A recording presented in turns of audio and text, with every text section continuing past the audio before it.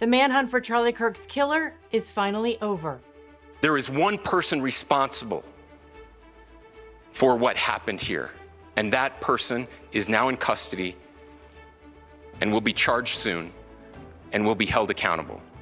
But the story doesn't end there. The suspect's own family is now talking to investigators, painting a picture of the chilling weeks and hours leading up to Charlie's assassination.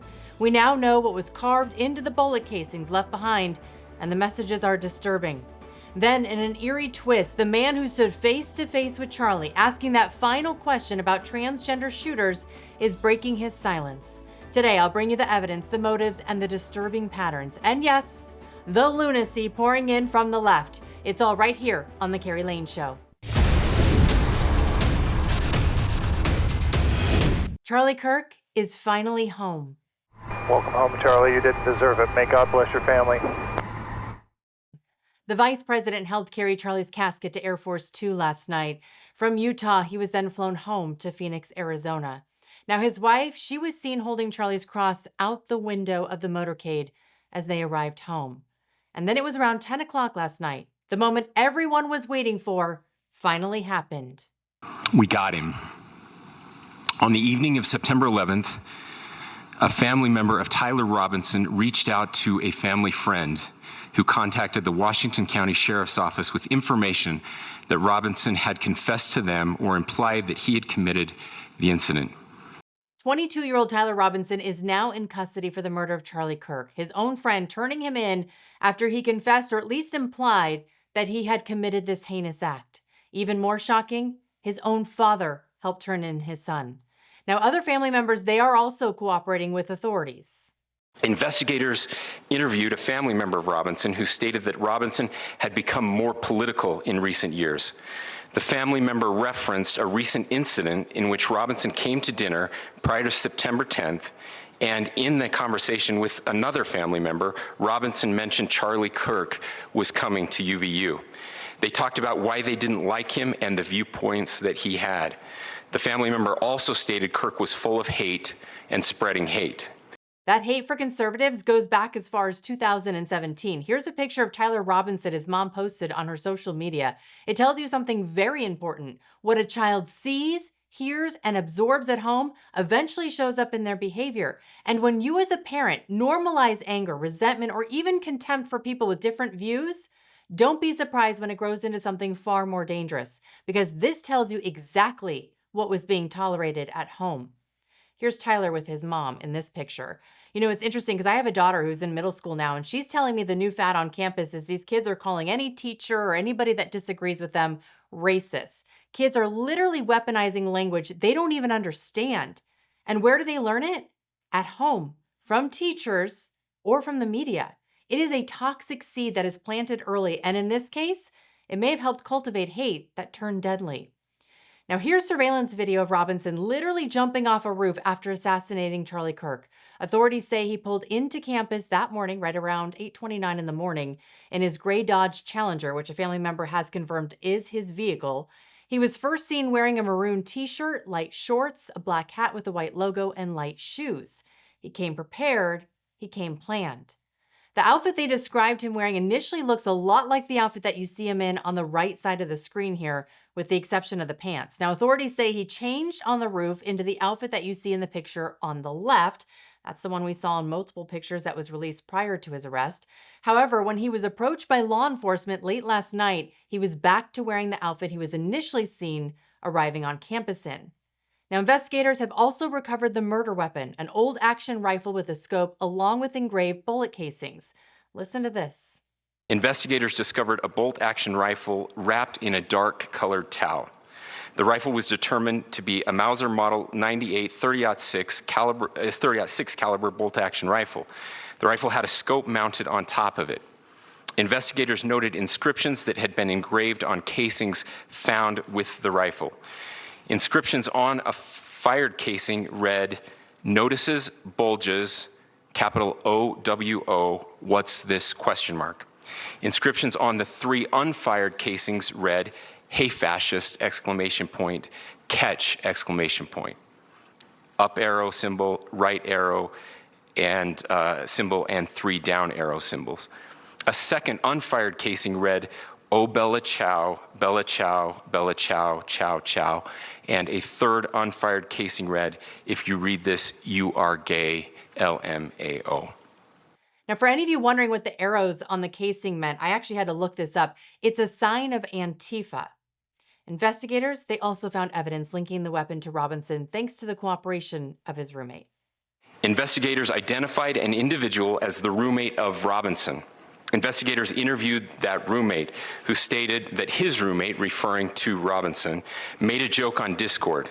The content of these messages included messages affiliated with the contact Tyler, stating a need to retrieve a rifle from a drop point, leaving the rifle in a bush, messages related to visually watching the area where a rifle was left, and a message referring to having left the rifle wrapped in a towel. The messages also refer to engraving bullets and a mention of a scope and the rifle being unique. Messages from the contact Tyler also mentioned that he had changed outfits. The evidence is damning, and it is piling up by the minute. I mean, Kash Patel says investigators already have over 11,000 leads, and they're going to follow every single one. He says they are going to exhaust every single one of those. This is a very much an ongoing investigation, as the governor said, and we will continue to work with state and local authorities to develop the investigation, to provide them the evidence they need for their ongoing prosecutions, and we will be here to answer every call they absolutely have, as long as it takes, for as long as we need to find and apprehend whatever suspects were involved in this crime. Now, it's worth noting the governor was asked directly if others may have been involved. His answer as of right now, no indications at this time, but the investigation is still wide open. We also learned Tyler Robinson was not even a student at UVU. He was arrested in St. George, which is more than 3 hours away from the campus where Charlie was murdered. And Charlie's wife and parents, we are told they will be a central part of this pursuit of justice for Charlie. Obviously, this case is very personal. And then came Kash Patel's final words, words that struck everybody in the room. Lastly, to my friend Charlie Kirk, rest now, brother. We have the watch, and I'll see you in Valhalla. The governor himself was also visibly shaken today. At one point, he addressed a tough question. Why did the state pour so many resources into Charlie Kirk's murder when violence is happening all across America? It's a fair question. But Governor Cox's response, it was powerful. This is certainly about the tragic death, assassination, political assassination of Charlie Kirk. But it is also much bigger than an attack on an individual. It is an attack on all of us. It is an attack on the American experiment. It is an attack on our ideals.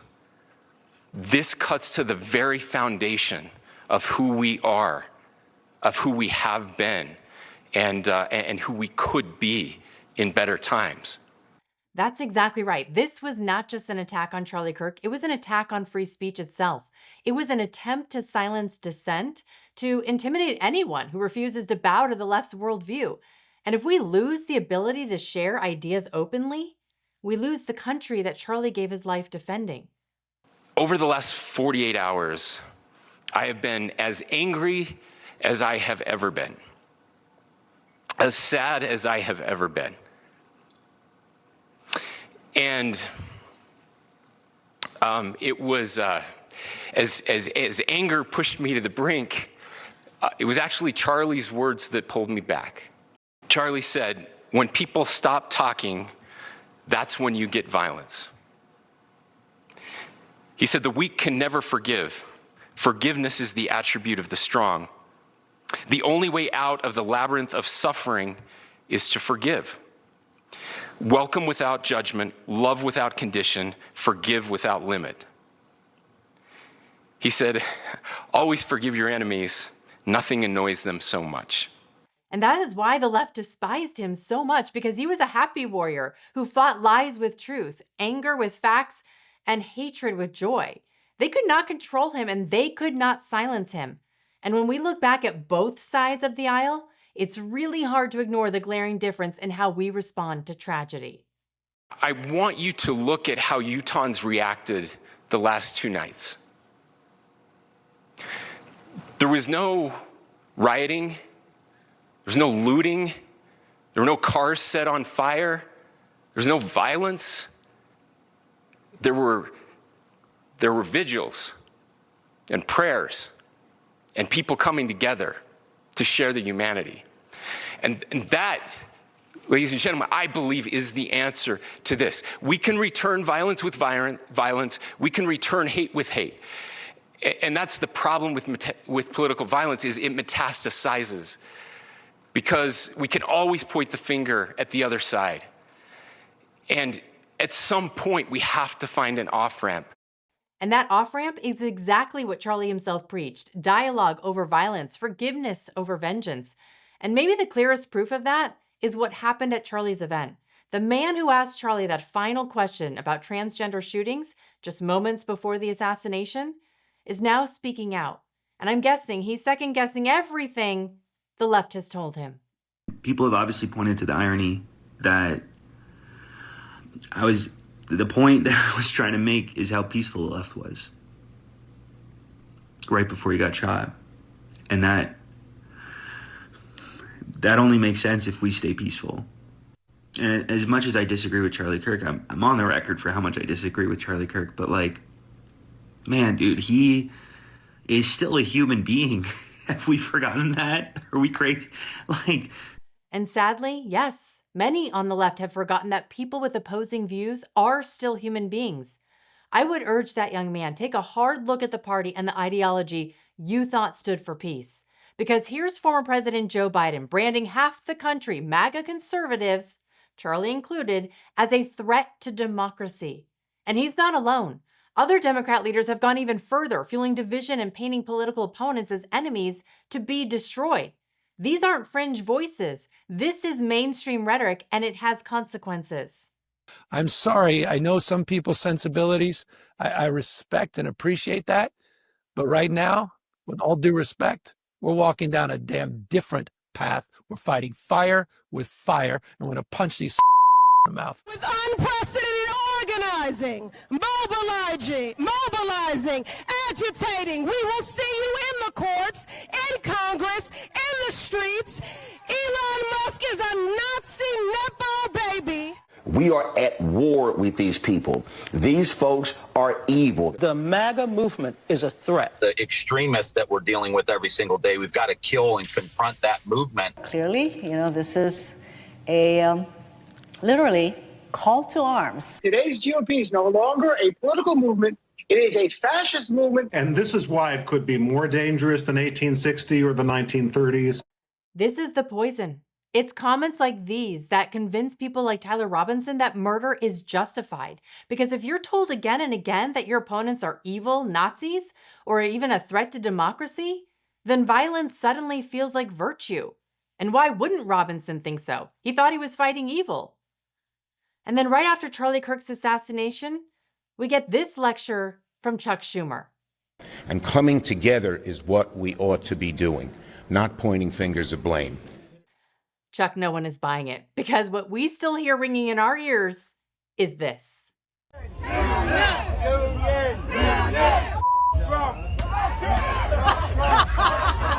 I want to tell you, Gorsuch, I want to tell you, Kavanaugh, you have released the whirlwind, and you will pay the price.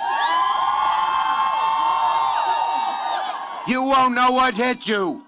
That is the real soundtrack of the modern Democrat Party. Threats, intimidation, and rhetoric that lights fires they can't control.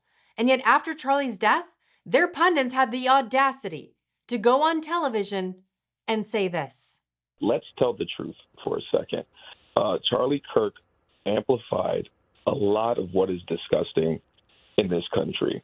Be careful of the things that you say. When you say, hey, it's okay if some people die, and that person becomes your husband because Charlie Kirk's wife, I'm not sure if she tried to pull him back and say, babe, you're saying too much and doing too much. And he said, no, I'm fine. I'm a white man in America. I'll be just fine. What that man said is beyond revolting. It's a smear against Charlie, a flat-out lie, and it's racist to its core. But then he went even lower, dragging Charlie's wife into it, a young widow, claiming she could have pulled him back. He clearly never knew them, because if anything, she was the one encouraging Charlie to keep speaking the truth. She was his rock, she was his partner, and she believed in his mission. Charlie Kirk never trafficked in hate. He exposed it. He never called for violence. He warned against it. He didn't apologize for telling the truth, and that's why his voice was so dangerous to the left. But let me tell you who really surprised me this week. Utah Governor Spencer Cox, and in a good way, I should add, a man I frankly knew little about until now. After watching him, I could see him leading America one day. Just throwing that out there. Honestly, I would even trade him for my own Governor Gavin Newsom in a heartbeat. Because when Cox spoke, it wasn't politics, it was leadership. And this is what that looks like. A few months ago, I referenced this last night, Charlie posted to social media, when things are moving very fast and people are losing their minds, it's important to stay grounded. Turn off your phone, read scripture, spend time with friends, and remember, internet fury is not real life. It's going to be okay. He again said, when you stop having a human connection with someone you disagree with, it becomes a lot easier to commit violence. He said, what we as a culture have to get back to is being able to have a reasonable agreement, where violence is not an option. Now, again, to my young friends out there, you are inheriting a country where politics feels like rage. It feels like rage is the only option. But through those words, we have a reminder that we can choose a different path. Your generation has an opportunity to build a culture that is very different than what we are suffering through right now. Not by pretending differences don't matter, but by embracing our differences and having those hard conversations. Did you notice the difference? No cheap applause lines, no buzzwords for social media. He wasn't trying to go viral. It was just a heartfelt call to our next generation, a message of hope and courage, which we all need right now. And it's a message I'm sure Charlie himself would have been extremely proud of. Now, in case you missed it, yesterday's video, we showed you the outpouring support that is rolling in for Charlie. And we also made a Best of Charlie video that I recommend everybody watch. Go ahead, click on it now, and have a great rest of your day.